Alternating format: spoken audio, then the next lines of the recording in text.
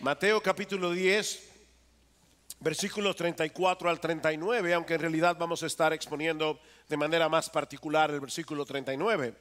Dice el Señor: no penséis que vine a traer paz a la tierra, no vine a traer paz sino espada, porque vine a poner al hombre contra su padre, a la hija contra su madre y a la nuera contra su suegra, y los enemigos del hombre serán los de su misma casa. El que ama al padre o a la madre más que a mí no es digno de mí. El que ama al hijo o a la hija más que a mí no es digno de mí. Y el que no toma su cruz y sigue en pos de mí no es digno de mí. El que ha hallado su vida la perderá, y el que ha perdido su vida por mi causa la hallará. Si hay algo de lo que podemos estar completamente seguros, absolutamente seguros, es que todo el mundo quiere ser feliz. Esa es la motivación que nos lleva a levantarnos por la mañana, la que pone en movimiento nuestra vida. Todo lo que haces, todo lo que dejas de hacer es motivado por ese ideal, llegar a ser feliz. Decía el pensador francés Blaise Pascal: todos los hombres buscan la felicidad. No hay excepciones. Aunque empleen métodos diferentes, todos pretenden el mismo fin. La causa de que unos vayan a la guerra y otros la eviten es el mismo deseo en ambos. La voluntad nunca da paso alguno que no vaya encaminado hacia este objetivo. Esto es lo que motiva cada acción del ser humano, dice Pascal, aún de aquellos que se ahorcan, dice él. El que se quita la vida lo hace pensando que estará mejor muerto que vivo. Ahora, extrañamente, aunque todas las personas van detrás de la felicidad, lo cierto es que en este mundo hay mucha gente desgraciada. Y aún aquellos que en algún momento experimentan gozo, alegría, es solo para darse cuenta de que ese es un estado efímero, es un estado que no suele durar por mucho tiempo. A la luz de esta realidad solo podemos llegar a una de dos conclusiones: o la verdadera felicidad no existe en este mundo, o los hombres están muy confundidos con respecto a lo que significa ser feliz y cómo podemos llegar a serlo. Y en la mañana de hoy yo trataré de demostrar que el problema radica en esta segunda opción.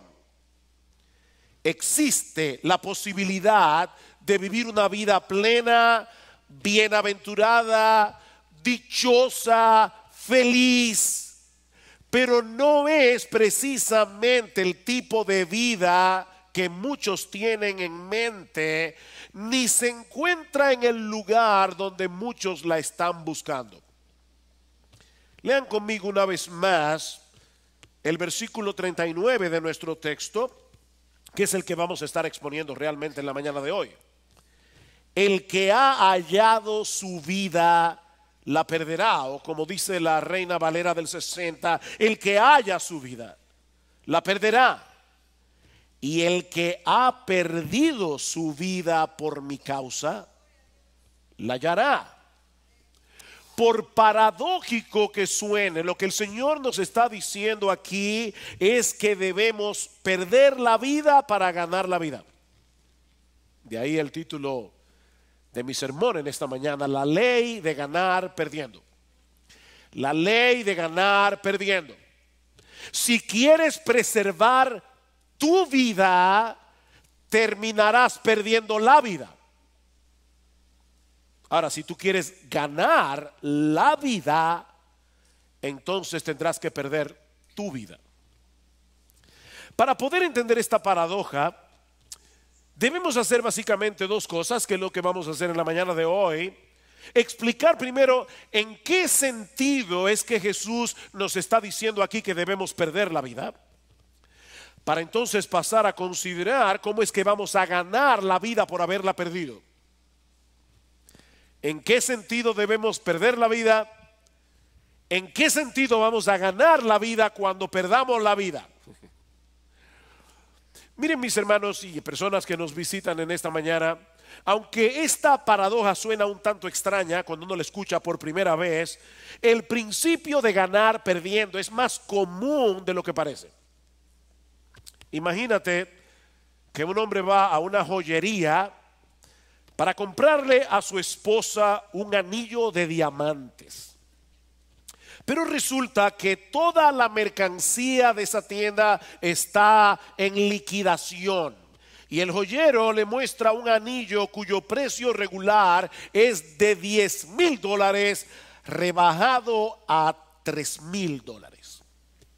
Bueno, si el individuo sabe de joyas y ve que en realidad ese anillo cuesta prácticamente el triple de lo que le están pidiendo, él no tendrá ningún problema en perder los $3,000 porque él sabe que va a concebir a cambio algo más valioso, mucho más valioso. Él está perdiendo algo, pero es para ganar algo que vale mucho más de lo que está perdiendo.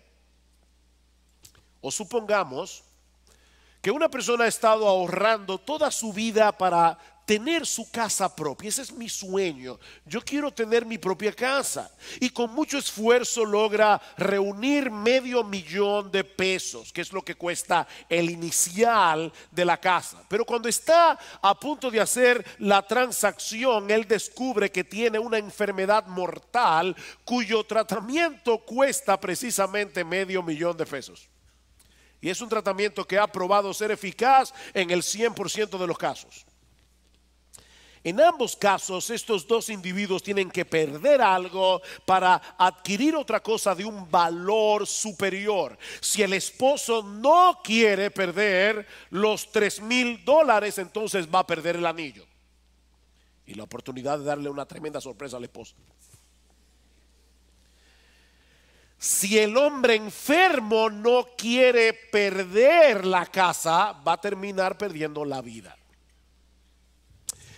Ahora, casi ninguna ilustración ilustra perfectamente la cosa ilustrada. Todas las ilustraciones son imperfectas y esta no es diferente. Esta ilustración tiene el problema de que si interpretamos las palabras de Jesús de esta manera, lo veremos como una especie de transacción comercial entre Jesús y nosotros. Si me das tu vida, vas a merecer que yo te dé una vida mejor a cambio. Pero eso no es lo que la Biblia enseña con respecto a la salvación. Somos salvos por gracia, somos salvos por medio de la fe. Esto no es algo que se adquiere por medio de sacrificios personales, sino por creer en Jesús. Es por descansar en el sacrificio que Jesús llevó a cabo en la cruz del Calvario, muriendo por nuestros pecados. Así que no importa lo que hagas, no importa lo que dejes de hacer, nunca serás merecedor del favor de Dios. De manera que no es una transacción comercial lo que Jesús está planteando aquí, sino la realidad de que seguirlo a Él implica una lealtad suprema. Una lealtad que no admite competencia de ningún tipo y que por lo tanto tú vas a tener un costo por seguirlo a Él. Ese es el punto. No es que la salvación cuesta que tú le des tu vida a Jesús. No. Ya Jesús dio su vida para darnos vida. Es que si tú decides seguir a Jesús en este mundo caído, eso te va a costar la vida. Así que si tú quieres preservar la vida, vas a perder la vida de Jesús. La vida que Jesús te ofrece. Porque seguir a Jesús es colocarlo a Él por encima de todo, incluso de tu propia vida. A lo largo de todo este capítulo, el capítulo 10 de Mateo, El Señor ha estado señalando a sus discípulos cuál es el costo de seguirle a Él en un mundo que le aborrece. Vean conmigo algunos versículos del capítulo 10 que nos ayudan a colocar la declaración del versículo 39 en su contexto. Por ejemplo, Mateo capítulo 10 versículo 16. Mirad, yo os envío como a ovejas en medio de lobos. Por tanto, sed astutos como las serpientes e inocentes como las palomas. Pero cuidaos de los hombres, porque os entregarán a los tribunales y os azotarán en sus sinagogas, y hasta seréis llevados delante de gobernadores y reyes por mi causa, como un testimonio a ellos y a los gentiles. Les vaticino, dice Jesús, que si ustedes deciden ser fieles a mí, si ustedes deciden seguirme a mí, ustedes van a sufrir. Van a sufrir. Nosotros seguimos a un Salvador crucificado, y el siervo no puede ser mayor que su Señor, dice Jesús más adelante. Versículo 21. El hermano entregará a la muerte al hermano, hasta ese punto llegará, y el padre al hijo, y los hijos se levantarán contra los padres y le causarán la muerte, y seréis odiados de todos por causa de mi nombre, pero el que persevere hasta el fin, ese será salvo. Eso es lo que cuesta. Cristo quiere ser realista. Quiere que si tú decides seguirlo a Él, sepas de antemano lo que te va a costar. Versículo 32. Por tanto, todo el que me confiese delante de los hombres, sabiendo ya que corre todos esos riesgos, todo aquel que me confiese delante de los hombres, yo también le confesaré delante de mi Padre que está en los cielos. Pero cualquiera que me niegue delante de los hombres, yo también lo negaré delante de mi Padre que está en los cielos. El verdadero discípulo de Jesús está dispuesto a confesarlo a Él como su Señor y Salvador. No importa el costo, no importa el precio que tenga que pagar por ello, desde ser avergonzado por el hecho de ser cristiano hasta perder incluso la vida. Eso es lo que cuesta seguir a Jesús. Alguien decía que Jesús es la persona más divisiva del mundo, y tenía razón. Escuchen lo que sigue diciendo el Señor a partir del versículo 34. Y de paso, honestamente, yo no calculé que me iba a tocar predicar este sermón el Día de las Madres. Si alguien pudiera pensar, wow, es el sermón más inapropiado para el Día de las Madres, pero es la palabra de Dios. No penséis que vine a traer paz a la tierra. No vine a traer paz, sino espada, porque vine a poner al hombre contra su padre, a la hija contra su madre, a la nuera contra su suegra, y los enemigos del hombre serán los de su misma casa. El que ama al padre o a la madre más que a mí no es digno de mí. De verdad, piensen por un momento, ¿a quién se le ocurre, a menos que sea el Dios encarnado, decir una cosa así? El que ama a su papá o a su mamá más que a mí no es digno de mí. El que ama al hijo o a la hija más que a mí no es digno de mí. Yo sé que estas palabras suenan muy duras, suenan muy radicales, pero créanme, cuando Jesús dijo esto en el primer siglo, estas palabras debieron ser mucho más chocantes que ahora, porque el concepto de familia en el día de hoy es diferente al de aquellos días. El concepto de unidad familiar que se tenía en aquellos días, y que de hecho todavía se mantiene en algunos países orientales, es muy distinta a la que se suele tener en nuestra sociedad occidental.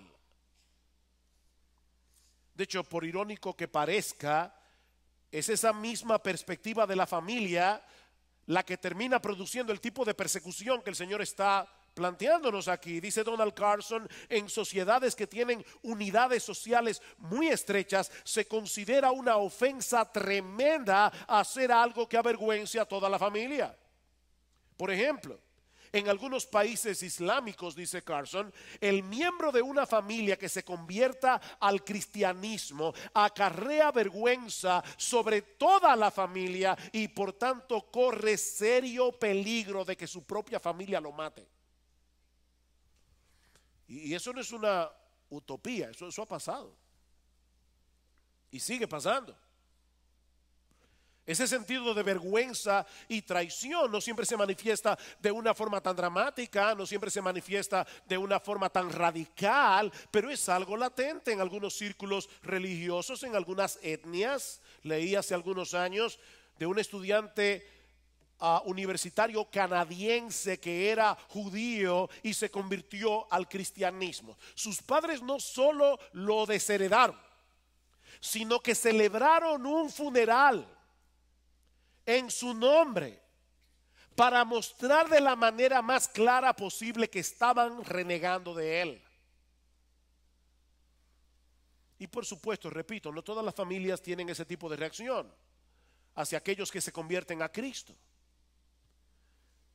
Pero Jesús quiere que sus seguidores potenciales sepan que tendrán que estar dispuestos a poner a su familia en un plano muy secundario con respecto a Él. Y eso va a tener un costo. Ahora yo debo aclarar, y ahora esto sí es apropiado para el Día de las Madres, que los cristianos deben amar a su familia y deben honrar a su padre y a su madre. De hecho, es muy penoso que algunos jóvenes en la fe den otra impresión por su falta de sabiduría. Y yo recuerdo cuando yo me convertí al Señor, hice muchas cosas y dije muchas cosas que fueron ofensivas a mis padres, de las cuales me avergüenzo y me arrepiento. Debemos honrar a nuestros padres, debemos amar a nuestros padres. Pero el cristiano, y este es el punto, está llamado a poner a Cristo muy por encima de cualquier otra relación. Y eso suele molestar a aquellos familiares incrédulos que ahora se sienten relegados. De manera que lo que el Señor nos está diciendo en este pasaje es que todo aquel que ame tanto a su familia, que no esté dispuesto a pasar por esa experiencia, no puede ser su discípulo. Y si eso te parece radical, escucha lo que sigue diciendo el Señor en el versículo 38. Y el que no toma su cruz y sigue en pos de mí, no es digno de mí. El que no toma su cruz. Ya no se trata simplemente de ponerlo a Él por encima de tu familia. Se trata de ponerlo a Él por encima de tu propia vida. Esa cruz de la que Jesús está hablando aquí no es como la interpreta mucha gente. Oye, mi esposo es mi cruz. Mi suegra es mi cruz. Tengo una enfermedad, esa es mi cruz. Un hijo rebelde, un problema económico. No, mi amigo, esa no es la cruz de la que Jesús está hablando aquí.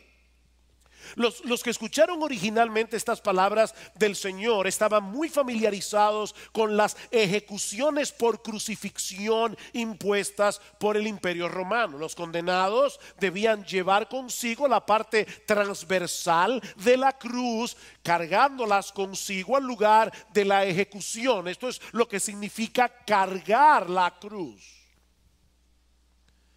Y todos los que veían a estos condenados camino al patíbulo sabían muy bien que era un viaje de una sola vía. Era un viaje sin retorno. Allí terminaban los sueños, allí terminaban las aspiraciones personales. Nadie iba cargando su cruz con sueños de grandeza. Nadie iba cargando su cruz planificando un futuro mejor. Aquello era la renuncia total de lo que hasta ese momento esa persona había considerado como su vida. Él estaba consciente, aquí terminó mi vida. Y ahora el Señor nos está diciendo aquí que si alguno no está dispuesto a tomar su cruz para seguirle a Él, no es digno de Él. Porque seguirle a Él implica una renuncia total de nuestro propio yo. No, no es tu esposo, no es tu esposa, no es tu suegra, no es una enfermedad, no es un hijo rebelde. Es el lugar donde tu yo tiene que ser crucificado juntamente con Cristo. Es poner sus intereses por encima de los nuestros. Es poner su voluntad por encima de nuestra voluntad. En palabras más sencillas, mi amigo, con Cristo es todo o nada. Es todo o nada. No se puede seguir a medias a alguien como Jesús. O se le rechaza completamente o nos rendimos a Él completamente. No hay término medio. De manera que la salvación no se puede comprar dándole a Jesús nuestra propia vida. No es que si hacemos ese sacrificio vamos a merecer que se nos conceda la vida, pero la implicación de seguir a Cristo es sencilla y llanamente perder esa vida que hasta ahora hemos vivido para nosotros mismos. ¿Se entendió o tengo que repetirlo de nuevo? Las implicaciones o la implicación de seguir a Cristo es sencilla y llanamente perder esa vida que hasta ahora hemos vivido para nosotros mismos. Es estar dispuesto a perder tu reputación. Es estar dispuesto a perder tu comodidad terrenal. El que la gente deje de considerarte como un tipo genial y exitoso. No, muchos te van te van a ver como un tarado. Te van a ver como un imbécil. Yo me acuerdo cuando yo me convertí al Señor, oí una conversación entre mi mamá y una tía. Ellas no sabían que yo lo estaba escuchando y solamente los oía decir: qué pena, tan joven. Es como que yo acababa de hacer la cosa más estúpida que un ser humano puede hacer: seguir a Jesús. Es estar dispuesto incluso a perder tu vida físicamente si fuera necesario, antes que verte en la disyuntiva de tener que negar a tu Señor. Como vimos en el pasaje de Mateo 10, aún el hermano entregará la muerte al hermano. Ahora, hasta aquí el panorama de lo que significa ser cristiano parece bastante tétrico y sombrío. ¿Qué persona en su sano juicio va a estar dispuesto a poner en juego su reputación, su comodidad terrenal o incluso su integridad física? De verdad, hermanos, eso no parece tener ningún sentido. Hasta que leemos la otra parte de nuestro texto y que nos lleva a nuestro segundo encabezado. El que ha hallado su vida la perderá, el que ha perdido su vida por mi causa la hallará. La coma ahí es importante. No es el que ha perdido su vida por mi causa la hallará. No, es el que ha perdido su vida por mi causa, coma, ese la hallará. ¿En qué sentido vamos a ganar la vida si perdemos nuestra vida? Bueno, para poder interpretar adecuadamente lo que el Señor nos está diciendo aquí, debemos notar que el llamado de Cristo es intensamente personal. Noten el versículo 37: el que ama al padre o a la madre más que a mí no es digno de mí. El que ama al hijo o a la hija más que a mí no es digno de mí. 39, el que ha hallado su vida la perderá, y el que ha perdido su vida por mi causa. ¿Se dan cuenta? No se trata de rendirle lealtad a un grupo religioso, no se trata de seguir un conjunto de reglas, de doctrinas. Cristo nos invita a ponerlo a Él en el centro de nuestras vidas, a dejar de adorarnos a nosotros mismos y a cualquier otra cosa de este mundo para adorarlo únicamente a Él. El que hace eso, el que pierda su vida para vivir para Cristo, entonces encontrará la vida, por la sencilla razón de que fuera de Cristo no hay verdadera vida. Pero el que rechaza el señorío de Jesús porque no quiere dejar de ser el centro de su propio universo, terminará perdiendo por completo su vida y terminará perdiendo la vida. Déjame explicar esto de otra forma.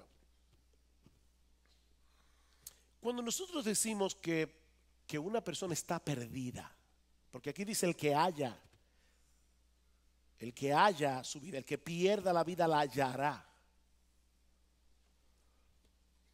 Cuando una cosa está perdida, ya no tiene utilidad para su dueño.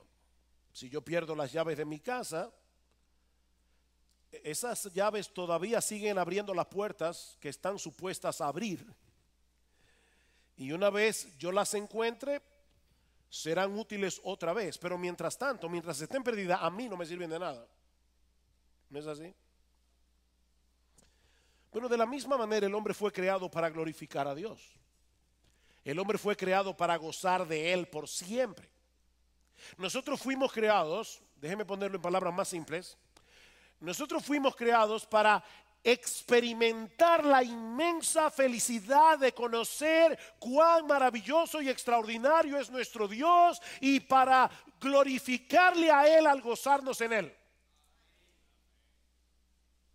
Para eso fuimos creados.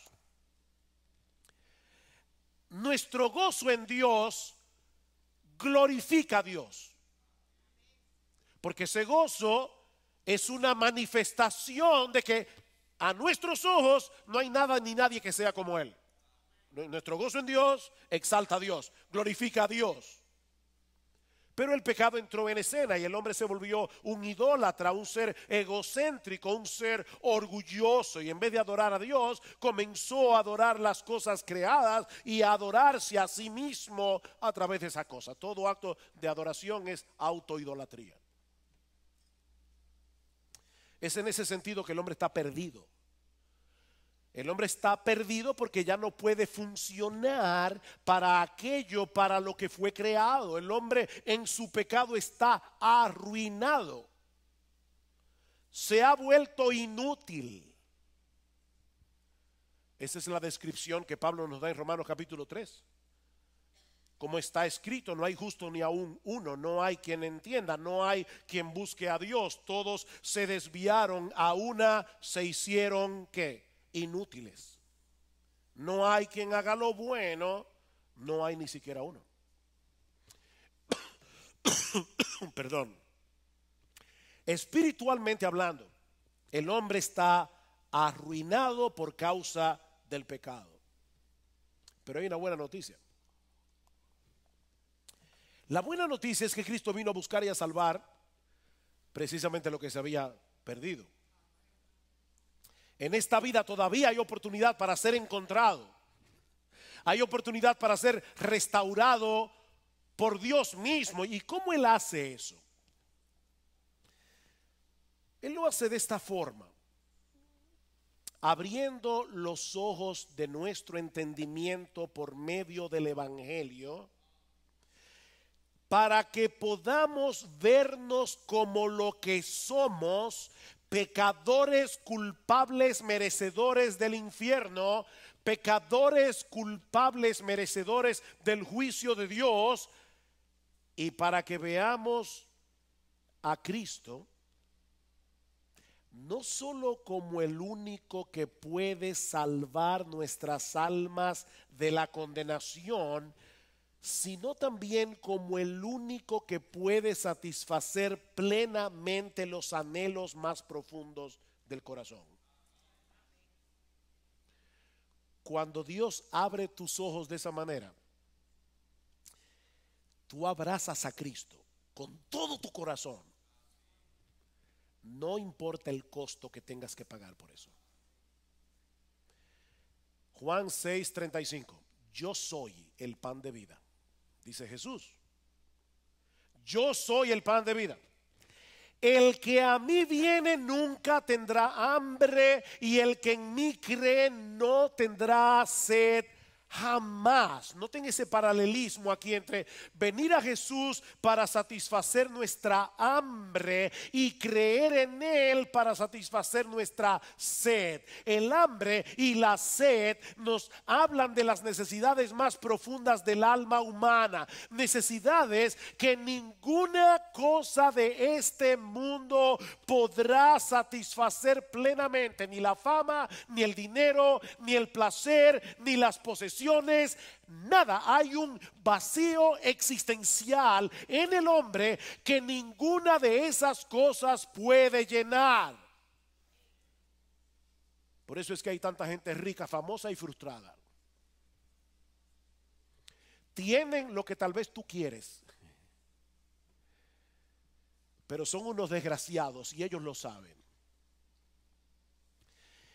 Y lo que el Señor Jesucristo está diciendo en este texto en Juan capítulo 6 es que no hay otra forma de llenar ese vacío que no sea creyendo en Él. Yo soy el pan de vida. El que a mí viene a comerme a mí, a poseerme a mí, nunca tendrá hambre. El que en mí cree no tendrá sed jamás. Venir a Cristo es creer en Cristo. Es lo mismo venir a Cristo, creer en Cristo, porque creer en Él no es otra cosa que venir a Él a satisfacer plenamente el hambre y la sed de nuestras almas.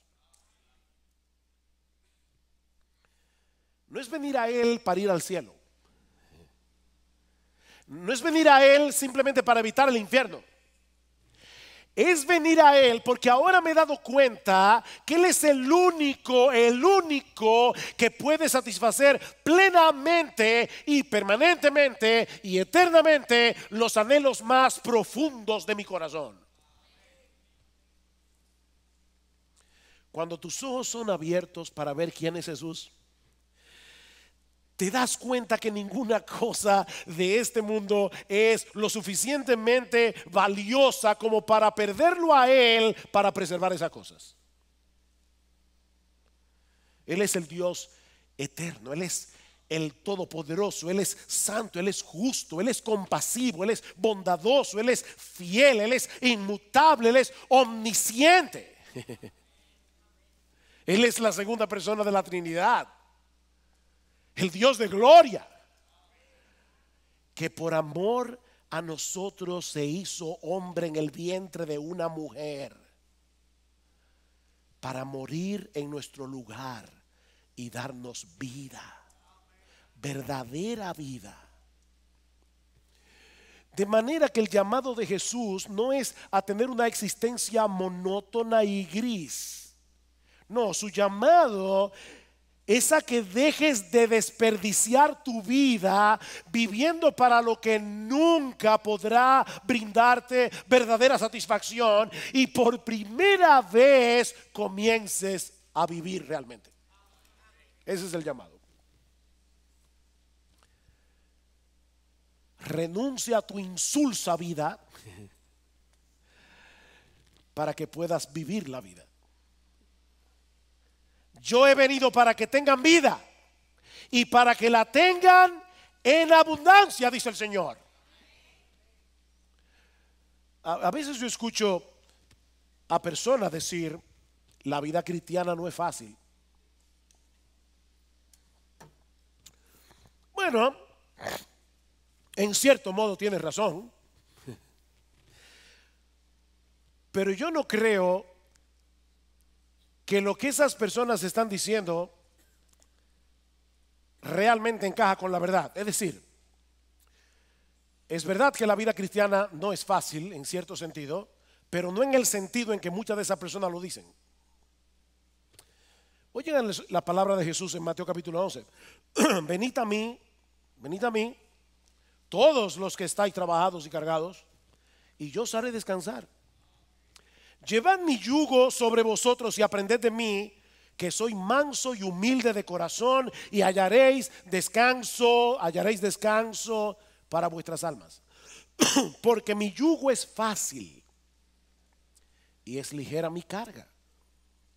Hay un yugo, hay una carga, pero es 1000 veces mejor que la del mundo. Juan escribe en su primera carta, oigan esto, que los mandamientos de Dios no son gravosos. Primera de Juan 5. Bueno, pastor, cuando yo me veo a mí mismo luchando con mis tentaciones, a mí se me hace difícil pensar que los mandamientos de Dios no son gravosos. No, no son los mandamientos de Dios los que son gravosos. ¿Sabes qué es lo que hace difícil vivir la vida cristiana? Yo creo que John Piper tiene razón cuando dice que el problema no es que Jesús sea un amo difícil, sino que el mundo es un lugar en el que es difícil disfrutar a Jesús por encima de todo lo demás.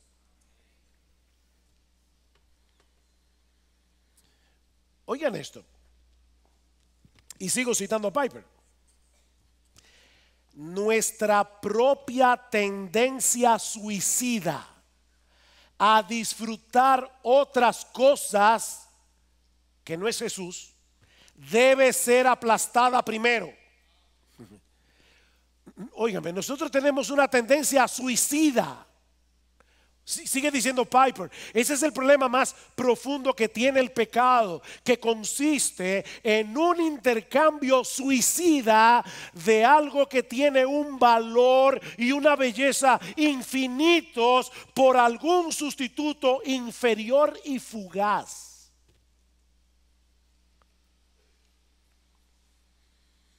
En el caso del incrédulo, el problema es que está completamente ciego a la gloria, la belleza, la grandeza, la hermosura de nuestro Señor Jesucristo. Recuerden, sí, yo sé que yo cito mucho 2 Corintios 4, pero si nuestro evangelio está encubierto, entre los que se pierden está encubierto, en los cuales el Dios de este siglo cegó el entendimiento de los incrédulos para que no les resplandezca la luz del evangelio de la gloria de Cristo, que es la imagen de Dios. Él no puede ver la hermosura de Jesús. Ese es el problema del incrédulo. En el caso del creyente, el problema es que el pecado que todavía mora en nosotros intenta seducirnos todo el tiempo para que hagamos ese estúpido intercambio suicida.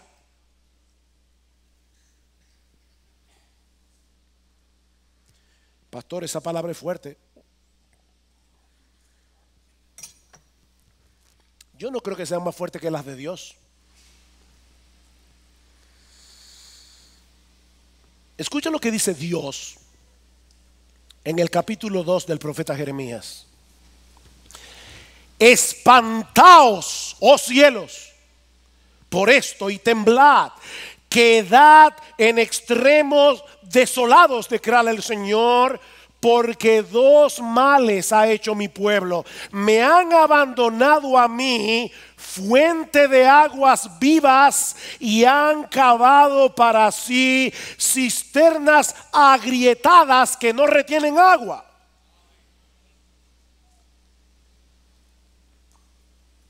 ¿Saben que hay personas que son culpables de verbicidio por exageración? O sea, hay personas que a todo le llaman asombroso y no todo es asombroso. Y hay personas que hablan de cosas que son espantosas y no son espantosas. Cometen verbicidio por exageración. Ok. Dios no es culpable de eso. Dios no habla por hablar. Y Él dice aquí que es espantoso cuando las personas hacen esa clase de intercambio. Mi hermano, eso es un insulto a Dios y es una verdadera tontería, porque es imposible que las cosas creadas sean más satisfactorias que aquel que las creó. No es posible. Dios es una fuente de agua viva. Y lo sorprendente, y no quiero cometer verbicidio por exageración, pero lo sorprendente es que Jesús dice lo mismo en el Nuevo Testamento, hablando de Él. ¿Recuerdan la conversación con la mujer samaritana junto al pozo de Jacob? Juan capítulo 4 versículo 13. Todo el que bebe esta agua volverá a tener sed, pero el que beba del agua que yo le daré no tendrá sed jamás, sino que el agua que yo le daré se convertirá en una fuente de agua que brota para vida eterna. Wow. Y hablando a los judíos en Juan capítulo 7 dice el Señor: ¿alguno tiene sed? Venga a mí y beba. El que cree en mí, como ha dicho las Escrituras, de lo más profundo de su ser brotarán ríos de agua viva, no de agua estancada, ríos de agua viva. Y se dan cuenta el mismo paralelismo: vengan a mí y beban de mí. Eso es lo mismo que crean en mí. Vengan y beban, crean, y tendrán un manantial de agua que brota continuamente para calmar vuestra sed. Mi amigo, ese es el tipo de vida que Cristo promete a todos los que vienen a Él, a pesar de todos los inconvenientes que seguramente vamos a encontrar en este mundo caído por causa de seguirlo a Él.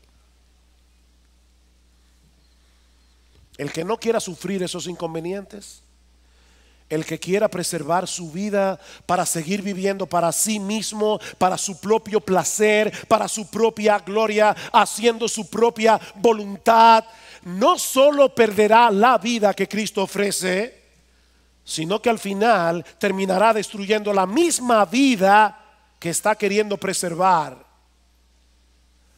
Porque no hay mayor desgracia para un ser humano que vivir gravitando alrededor de su propio orgullo y de su propio egocentrismo.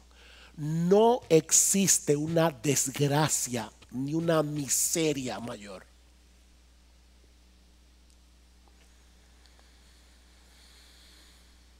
Así que cuando Jesús nos llama a negarnos a nosotros mismos para seguirlo a Él, no solo nos está llamando a obtener el perdón de nuestros pecados, alivio de nuestras culpas, el don de la vida eterna.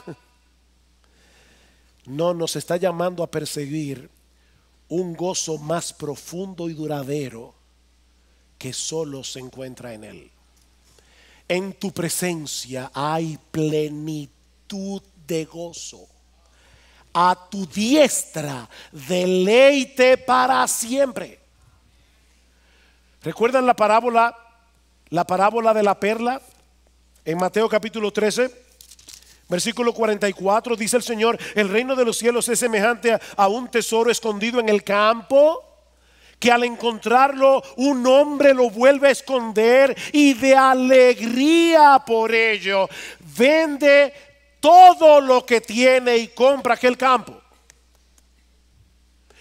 24 horas antes, ese hombre no habría sido capaz de vender, y menos con alegría, todo lo que tenía para comprar ese campo. Pero cuando él descubrió el tesoro, él se dio cuenta que valía la pena darlo todo para poder obtener ese tesoro. Ahora, imagínense al vecino mirando a este hombre. El vecino se volvió loco. Está vendiéndolo todo, está poniendo en riesgo hasta la economía familiar para comprar un campo que honestamente yo no sé qué fue lo que le vio, porque el tesoro está escondido. El tesoro está escondido. Si el vecino viera lo que el otro está viendo, haría exactamente lo mismo. El problema es que él no lo ve. Él no lo ve. C.S. Lewis, el autor de las Crónicas de Narnia, dice que el problema fundamental del hombre no es que tiene deseos muy intensos, sino deseos muy débiles que se satisfacen con cualquier cosa, dice Lewis.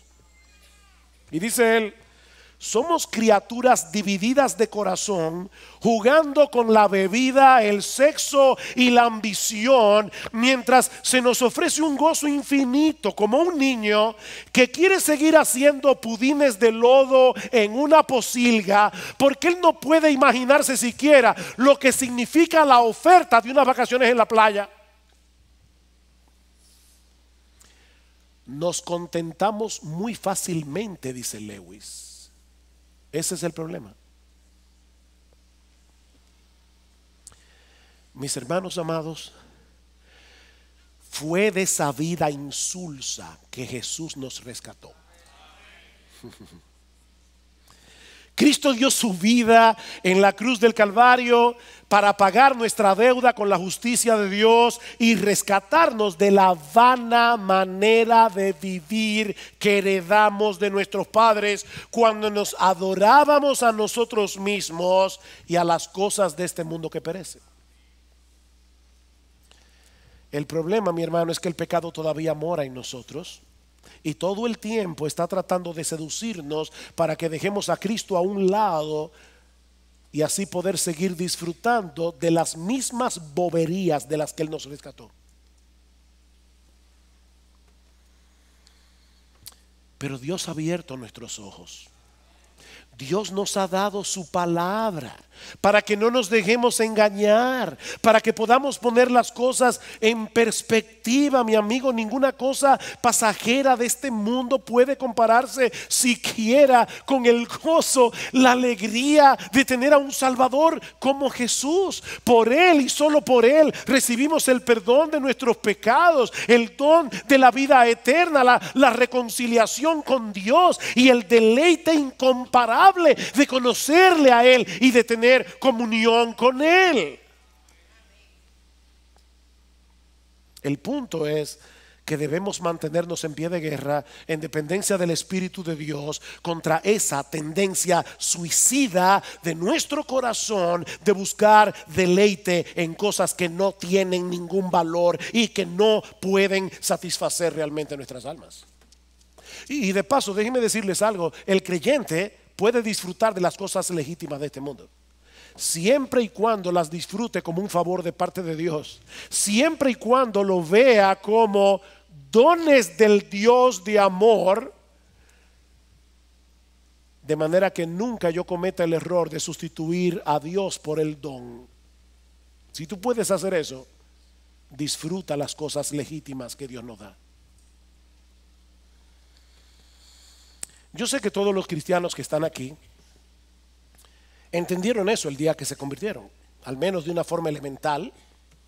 O sea, entendieron que nuestro Señor Jesucristo es un tesoro de valor infinito por el que vale la pena perderlo todo. La pregunta mía para ti, cristiano, en esta mañana es si esa permanece siendo tu perspectiva de las cosas en el día de hoy. El Señor Jesucristo dijo en una ocasión a una gran multitud que le seguía: si alguno quiere venir en pos de mí, niéguese a sí mismo, tome su cruz cada día y sígame. ¿Por qué debemos hacer esto cada día? Porque hay una tendencia pecaminosa en todos nosotros a dejar de negarnos a nosotros mismos para volver a tomar otra vez el control de nuestra vida. Hay una tendencia a poner nuestros intereses otra vez por encima de Jesús, a poner nuestra voluntad otra vez por encima de su voluntad. Mis hermanos, eso es una lucha diaria. Es por eso que debemos recordarnos cada día la hermosura y la gloria de nuestro Señor Jesucristo, tal como se revela en el Evangelio. Debemos recordarnos cada día que Él es infinitamente superior a cualquier cosa de este mundo, incluyendo la vida que te negaste el día que te convertiste. Estaba reunido con mi grupo pequeño esta semana y les pido permiso porque no les pedí permiso para hacer una pregunta que les hice a ellos. Así que, hermano del grupo pequeño, perdónenme que diga esto en público. Déjame hacerles una pregunta. Si te dieran la oportunidad de tener todas las cosas legítimas de este mundo que tu corazón desea, no estoy hablando de cosas pecaminosas, si te dieran la oportunidad de tener todas las cosas legítimas de este mundo que tu corazón desea, pero a cambio de perder a Jesús, ¿cuál sería tu elección?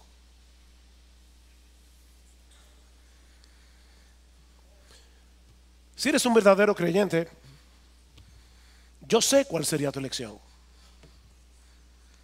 Decidirías quedarte con Jesús, aunque lo perdieras todo. Pero es sorprendente cómo tenemos la tendencia a hacer malas decisiones en el día a día cuando se trata de cosas que no son tan dramáticas como la que yo acabo de describir.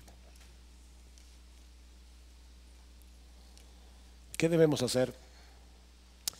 Recordarnos continuamente aquello que nos hizo abrazar a Cristo con todo nuestro corazón el día que nos convertimos a Él. Recuerda tus votos matrimoniales con Jesús, porque Él sigue siendo infinitamente más hermoso. Él sigue siendo infinitamente más glorioso, más extraordinario, más maravilloso de lo que nuestras mentes pueden concebir y de lo que mis pobres labios pueden expresar. Cristo es glorioso. Mi hermano, no dejes de crecer en el conocimiento de Jesús a través de su palabra, de modo que tú puedas decir, como dijo Pablo 30 años después de su conversión, luego de haber descrito las cosas que para él tenían valor, dice Pablo, yo las tengo como pérdidas. Pero aún ahora, 30 años después de mi conversión, yo sigo estimando como pérdida todas las cosas en vista del incomparable valor de conocer a Cristo Jesús, mi Señor, por amor del cual lo he perdido todo y lo considero como basura a fin de ganar a Cristo. Basura.